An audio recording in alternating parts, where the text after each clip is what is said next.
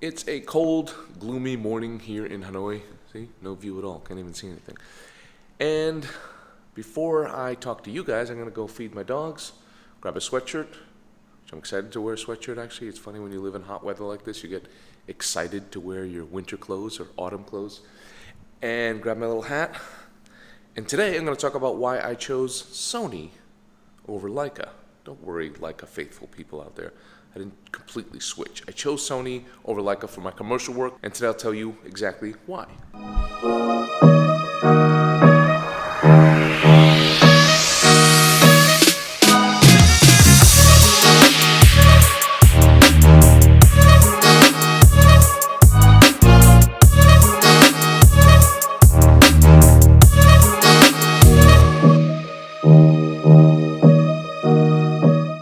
So guys, as always, don't forget to check out my online store at justinmott.com, where I've got presets, I've got prints, and I've got all of my one-on-one online photography learning packages for anyone out there that wants to improve your photography, that wants to learn one-on-one with me, open to all levels and all genres. And lastly, I've got my Northern Vietnam photography workshop open for registration. We've only got 5 slots left. You can check that out. Again, you can book now. Book your slot by paying the deposit. 5 slots left.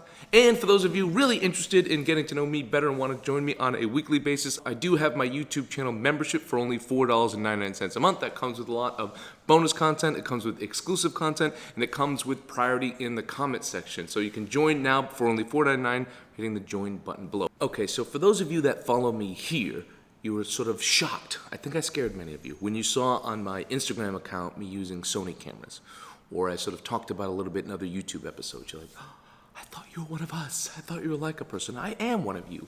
I am a Leica person. I shoot with my Leica M10D for all of my editorial assignment work. So my travel assignments, my news assignments, and then all my personal work, my kindergarten's work, my journalism work, things like that. Any type of photography where I'm doing documentary work, that's the system that I use.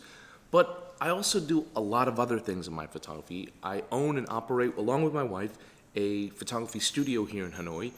And I don't shoot for that studio, but we operate it, we train the photographers, and it's our business. My main business is Mott Visuals, and that business specializes in commercial photography and full video production, meaning we do casting and models, scripting, editing, everything. And our big focus is hotels and resorts and real estate, because there's tons of that in Southeast Asia. And our marquee client is Intercontinental Hotels. We're one of only a handful of photographers that are on their approved vendor list. And so we shoot all around the world. We shoot luxury hotels and resorts, and that's really where like the core of my income comes from, is from that. And so when I talk about today why I chose Sony over Leica, keep that in mind, because the way that I work and the way that my businesses work is not the same for many of you out there. For most of you out there, it's not going to be the same at all. But many of you have asked me this question, so I figured I would justify it. I figured I'd talk about it. So let me rewind a little bit. Before I switched over to Sony fully for our commercial work, I was using a combo system. For video, we've been using Sonys for a very long time. And for photography, I've been using a mix. Early on in my career, I used a lot of Canon full frame cameras. And then I switched over to a Hasselblad system, Hasselblad medium format system, the X1D. And then since then, they've come out with the Hasselblad X2D. By all accounts, it's a great camera. I did a review on it, got a lot of backlash for it because I did like a first impressions review based on my experience using the original one and based on the specs of the new one, and people got really mad about it. But for me, it's overkill. And we do billboards and we do global ad campaigns, but it's overkill. And the reason I got rid of the Hasselblad system in general was just because of versatility. One, the original camera, the autofocus was terrible. It was completely buggy. A lot of those things have been addressed. I wouldn't say fully fixed. They're not like that great at autofocus, not even close to what Sony is. The camera and the system just wasn't that versatile. Couldn't use any of the Hasselblad lenses on the Sony video cameras when we were doing video, and everywhere we went, taking 2 separate systems was just like too taxing on us for like all the extra luggage. And never mind if something went wrong. I mean, that's the big one actually. If something went wrong with one of those lenses, each of those lenses are about $4,000, and having 2 cameras, 2 $9,000 cameras, just one camera just sitting there, that's like a backup camera that costs $9 grand just for emergencies, and backup lenses that $4,000 each, and like 5 different lenses. It just didn't make sense anymore. I probably shouldn't have done it that long because, you know, if we're out in the middle of the Maldives, we shoot a lot in these like tropical areas, these remote islands, something went wrong, we're screwed. Can't just hop over to like the mainland, can't go to the nearest city and rent equipment or buy equipment if we need to, especially not in the Hasselblad system. Sony, however, is different. And I think Leica, there's a lot of parallels there with the Hasselblad as well. Lenses are expensive, they're not as abundant to rent equipment and stuff like that. So But I did put a lot of thought into it. I thought, okay, well, I'm not going to use the M system for my commercial work because it doesn't suit the way that we do work. Because again, I'm doing a lot of doubling up, right? I'm shooting a lot of stills and video at the same time. Oftentimes we're at a big resort, we might set up a big lifestyle scene, so it could be this big, intricate, detailed, expensive, like dining at sunset by the beach setup that took them hours to make, so we've got to shoot it stills and video at the same time, right? So I've got a cinematographer shooting video for us, I'm taking the stills at the same time, or it might be we have another photographer and I'm directing, or my wife's directing. Again, a lot of different scenarios, a lot of things that aren't applicable to a lot of people out there, but I feel like I owe you guys an explanation because again, you guys have asked. So versatility was important, to be able to swap lenses out, to be able to have one team in one location, another team on another location, using similar gear, swapping lenses out when things go wrong. You know, again, we have a lot of my room shots I shoot, like the widest I like to go for room shots is 24 millimeter. I don't like to go on a full frame. So if something goes wrong with that 24, I'm screwed. But if I have like a Sigma 24-70, that can cover me if something went wrong with my fixed 24. I hope that makes sense. So again, I consider the SL system. I didn't consider the M system for commercial work really ever because we have so many shots on our list, so many things to shoot. The M system is perfect for my editorial and my personal work because I can slow down.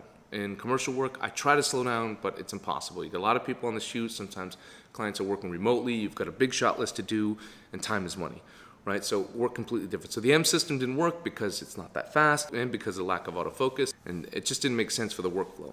So you might say, okay, well, maybe the Leica medium format camera or maybe the Leica SL2 system, that would be the one you go to. And I think for many of you out there, that might actually work because you can buy an adapter. If you're an M lens user, an M lens owner, you can buy an adapter and use those M lenses on the Leica SL system, which is nice. You can also buy their native lenses for the SL system as well. Again, those are a lot more expensive than the Sonys and a lot more expensive than the aftermarket sort of stuff like Sigma lenses as well. So, but again, you're gonna go back and say like, well, the aesthetic. You always talk about the aesthetic of your cameras and how important that is to you, and it is. But again, when it comes to commercial work, it's not as important. I'm not carrying the cameras around with me a long time. I have an assistant, I have a roller bag with me. We're working in a much more controlled environment. So the camera's not around my neck all the time. It's in my hand quite a bit, but it's not just me, the camera, and what I'm shooting. It's me, the camera, what I'm shooting, all the people behind me, all that going on, and all the commercial aspects. So there's a lot more to think about than just this. I prefer it the other way, but the other way doesn't pay as well, so that's why I do this. So now the SL system is quite nice. It feels very nice in your hand. The aesthetic is quite nice, but it just simply came down to price and versatility. When I consider the SL system, okay, yes, you can make the argument you could buy an SL2S and use that as a hybrid camera. You can use it for video and stills, but really, Sony has so many cameras that can work so many different ways for us, especially a company that focuses on shooting stills and video. And again, we often do it at the same time, in the same place, or we're doing it like maybe one team shooting video in one location, another team shooting stills in another location, or might have 3 teams in different places. So to have a system that was versatile, that we could grow into, that's why I went with the Sony system. So at the end, we went with the Sony a7R4, which is a full frame 60 megapixel camera and can also shoot video at the specs that we need to, just in case. I also bought a Sony a7 IV, which we use as a hybrid stills and video camera. So it's the backup to our A video camera, which is a Sony FX3, and it's a backup to our A stills camera. You see on a shoot now, we can take 3 cameras and they can function as 4 cameras. The odds of the A video camera going out and the A stills camera going out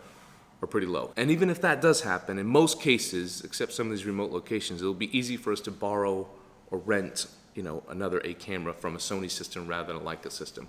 And then it came down to lenses. I was always a believer in just buy the best version of every single lens that every company makes. So if you've got the Sonys, get the G Master, you get the Canons, get the L series, and so on and so on.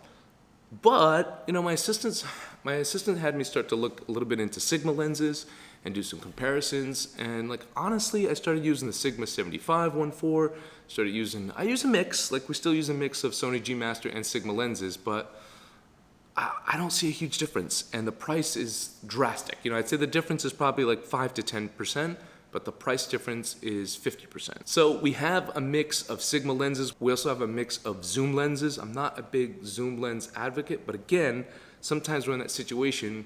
If something were to go wrong with one of our fixed lenses, we're covered with the zoom. Does that make sense? So if something went wrong with our 50, we've got the 24-70, we're still covered for that focal length. for an emergency, at least to finish out the shoot.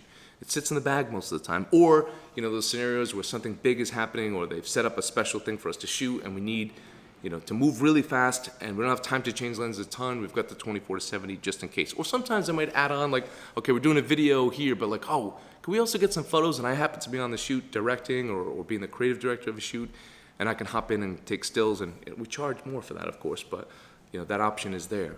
So it really came down to price and versatility. You know, the lenses are cheaper and have way more options for all the different cameras that we need. Sony had just kind of everything covered, you know, and they're smart at that. Got something at every single price point. So that's why there's no knock to Leica. I think the SL system will work great for many people, especially people that want one camera that can do it all. If you were to buy like an SL2S, you could shoot video, you could shoot your editorial work, and you could shoot your commercial work. The way that my business is structured, the way that we've scaled, the fact that I have several different businesses, it only made sense to have a whole separate kit for all that stuff. And even for my studio work, a lot of the lenses and things we can use if we have a shoot while we're away, we can leave behind a couple lenses. And again, everything can be swapped in and out, you know, and at a relatively affordable price. So at the end of the day, that's why I chose the Sony setup. That's why I chose to go with Sony cameras for all of my commercial work over Leica. Not a knock on Leica, not a knock on the SL system at all. It's a great system. It's fine for most of you out there. It might be better for a lot of you out there. This is just what worked for me, and a lot of you have asked, so I figured I would answer your questions. So that's all for today, guys. Thank you for tuning in. Don't forget to like, share, and subscribe, and don't forget to have a wonderful day.